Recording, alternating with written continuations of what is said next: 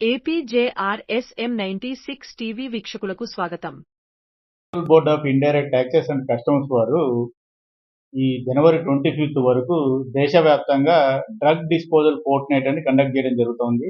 దీంట్లో భాగంగా ఈ కేంద్ర ప్రభుత్వ సంస్థలు ఏవైతే డ్రగ్స్ ను సీజ్ చేశామో, సిగరెట్స్ కానివ్వండి లేదా గాంజా లాంటి మత్తు పదార్థాలను ఏవైతే మనం సీజ్ చేశామో వాటన్నిటిని కూడా డిస్పోజ్ చేస్తున్నాము.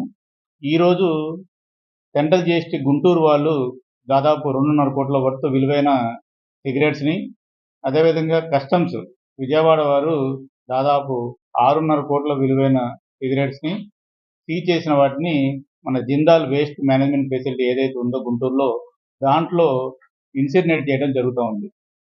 దీంతో పాటుగా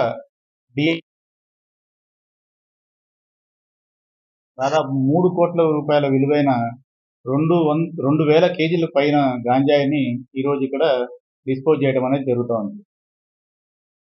మన రాష్ట్రంలో ఈ భారీగా ఫేక్ సిగరెట్లు, అదేవిధంగా ఇల్లీగల్గా ఇంపోర్ట్ అయిన సిగరెట్స్ ఏవైతే ఉన్నాయో వాటి మీద మా డిపార్ట్మెంట్ దృష్టి సారించింది.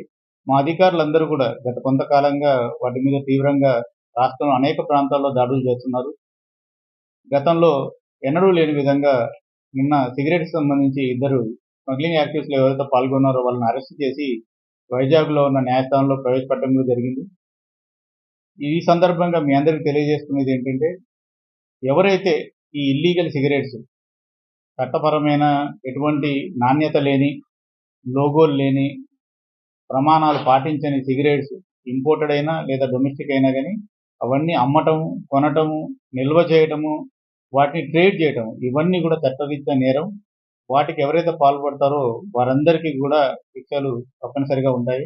వీటిని దృష్టిలో పెట్టుకొని అటువంటి సిగరెట్స్ని ప్రోత్సహించకూడదని ప్రజలను, అదేవిధంగా వ్యాపారులందరినీ కూడా కోరుకోవడం జరుగుతుంది.